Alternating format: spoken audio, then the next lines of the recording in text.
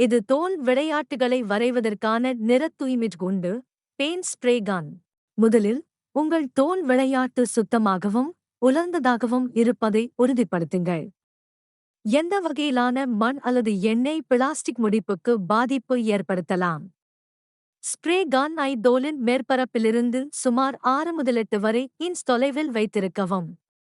நிறுத்தி சமமாக பரப்புவதற்காக பரந்த இயக்கத்தை பயன்படுத்தவும்.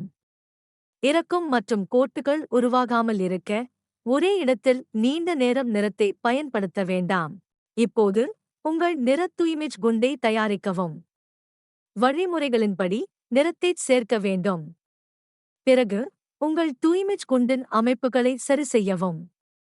ஒரே அளவான தடிப்பு ஏற்படுத்துவதற்காக, தூய்மை வடிவம் மற்றும் ஓட்டத்தை கவனிக்கவும். இது சரியாக வேலை செய்கிறதா என்பதை உறுதிப்படுத்த, தோலின் ஒரு துண்டில் ஸ்ப்ரே செய்து பாருங்கள். நிறம் வைப்பதற்கு பிறகு, அதை முழுமையாக உலர எடுக்கவும். மீதமுள்ள நிறத்தை மீண்டும் கந்தருக்குள் சேர்க்கவும்.